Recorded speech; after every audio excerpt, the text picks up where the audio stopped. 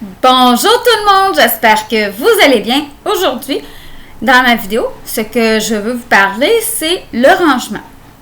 Le rangement, c'est assez difficile à faire avec les enfants. En tout cas, pour ma part, pour les miens, c'est assez difficile à faire avec eux. Un truc que j'ai trouvé qui fonctionne, la plupart du temps en tout cas, dans le fond, c'est que je me suis tannée et j'ai fait un méga ménage moi-même.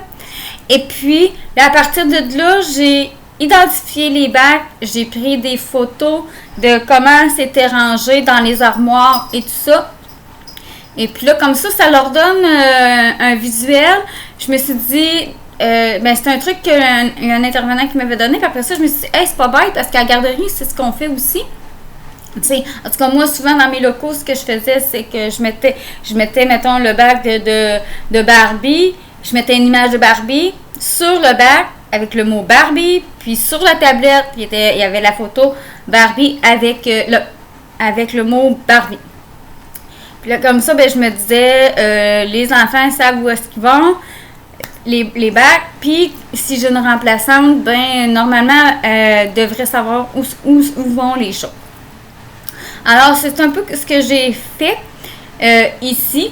Là, ça va me dire, c'est génial, ta maison est tout le temps propre. Non, non, ici, j'ai des enfants qui vivent, alors c'est vraiment top, sur le top, le rangement, au top le rangement, mais j'ai quand même des trucs à vous proposer. D'abord, c'est ça, prendre des photos, faire un méga ménage, on peut le faire avec eux autres.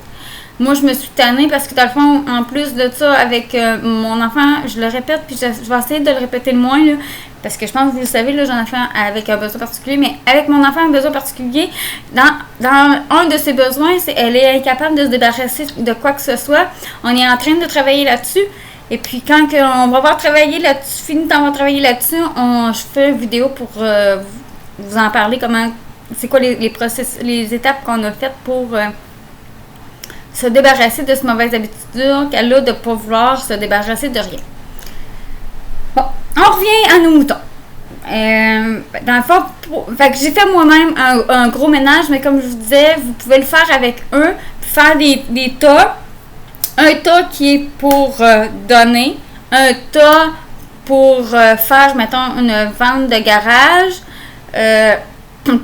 puis un tas qui est acheté, puis un tas pour garder. Là, vous placez les choses comme ça, vous placez les choses en catégorie comme ça, de un, vous avez au moins 3 tas que c'est pour vous débarrasser, parce qu'il y en a un pour donner, l'autre pour faire une vente de garage, puis l'autre pour jeter. Puis là, ça l'épure. On vient épurer la pièce, la chambre ou la salle de jeu. Ensuite de ça, bien identifié. Alors, s'ils sont plus grands, ça peut même être vos enfants qui font les petites étiquettes. Les photos, vous pouvez les prendre avec eux. Comme ça, ils sont là tout au long du processus.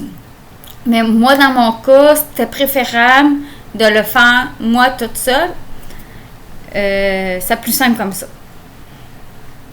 Ensuite de ça, quand on demande aux enfants de ranger, si on dit va ranger la salle de jeu ou va faire ta chambre, je l'ai déjà dit dans d'autres vidéos, mais ça peut être vraiment trop vague. La tâche, elle peut être vraiment trop ardue pour certains enfants. Alors, vaut mieux leur demander, mettons, va ranger les Barbies, puis reviens me voir. Comme ça, ils vont ranger les Barbies dans le bac de Barbie. Vous pouvez même sortir le bac en question, dire, OK, ça c'est les Barbies, range les Barbies. Après ça, viens me voir. Bon, il y a range tes toutous. C'est le même scénario. Vous y allez item par item. Ensuite de ça, c'est la même chose pour le rangement de la chambre. Là. Ça peut être mets tes couvertures sur ton lit, puis place tes couvertures, mets ton oreiller au bout, ou la tête. Après ça, place tes couvertures sur ton lit comme il faut pour qu'il n'y ait plus de plis. Mets les couvertures sur une partie de la couverture sur l'oreiller, puis les autres, jusqu'à temps que ça soit jusqu'au bout. Y aller étape par étape. Vraiment, vraiment, vraiment très important. Sinon, c'est trop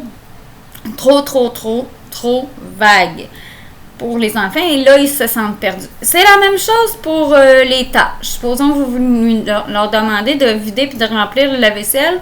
Bien, ça, c'est comme encore trop vague. Alors, vaut mieux leur dire par étapes. Bon, ça peut aller même jusqu'à ouvre la porte du lave-vaisselle. Ensuite de ça, tire le panier. Ça peut aller jusqu'à là. Mais ça peut être juste simplement, OK, là, on va commencer par le tiroir du gros. On va prendre les verres. Alors, quand on aura terminé de faire les verres, là, on dit, OK, on prend les petites soucoupes. Ensuite, on sert les chaudrons ou on sert les grandes assiettes, les bols, etc. On y va morceau par morceau. C'est de même pour toutes les tâches, le rangement, ça facilite la compréhension de l'enfant face à la tâche. Puis plus il grandit, évidemment, là, moi, on a besoin, à un moment donné, on est capable de dire fais ta chambre, on est capable de lui dire ramasse ta salle de jeu, on est capable de lui dire fais la vaisselle. Il va comprendre. Plus ils sont petits ou plus ils ont des besoins particuliers, mais plus simple c'est. Puis même dans les armoires à la maison, vous pouvez marquer où vont le pain, le lait. Dans le frigo, moi en tout cas j'ai remarqué que dans le frigo, c'est pas évident parce qu'on n'a pas tout le temps les mêmes plats, des fois avec les restes et tout ça. Mais dans le garde-manger, là, mettons, le céréal, la farine, tout peut être identifié. Même dans les armoires, les grosses assiettes, les assiettes à déjeuner, les soucoupes, pas les soucoupes, c'est les assiettes à déjeuner chez moi, mais les verres, les tasses, les fourchettes, les cuillères, etc., tout pourrait être identifié. Moi, j'ai identifié les choses dans la salle de jeu, puis dans le garde-manger. J'ai identifié aussi dans le frigidaire, mais dans la porte, ça va bien, mais dans le frigidaire comme tel, c'est un peu plus compliqué, là, parce que, des fois, c'est pas tout le temps la même grosseur de plat qu'on a dans le reste, puis des fois, on a acheté 24 œufs, puis des fois, on a acheté juste 12. En tout cas, bref, c'est pas tout le temps la même affaire, fait que c'est identifié, mais c'est pas tout le temps évident de le faire. Alors, je pense que ça fait le tour. J'essaie de faire des plus petites vidéos parce que sinon c'est trop long. Puis je veux que vous les écoutiez. Alors, sur ce, je vous dis merci d'écouter mes vidéos puis de prendre le temps de les écouter jusqu'à la fin, de les partager, de m'écrire aussi, je l'oublie de le dire, mais de m'écrire en commentaire ce que vous avez aimé, ce que vous n'avez pas aimé. Soyez constructifs. Je vais prendre des commentaires. J'ai un de mes amis qui m'a appelé me dire écoute, tu fais souvent des PE, j'essaie d'éviter ça. Il me dit aussi, il m'a fait un petit résumé de ce qu'il avait vu dans mes vidéos, puis ce qui manquait, puis des sujets sur lesquels je pourrais travailler. Alors, si ça vous dit de faire la même chose, vous pouvez m'écrire ça en commentaire. N'hésitez pas de liker et de partager. Et sur ce, je vous dis ciao!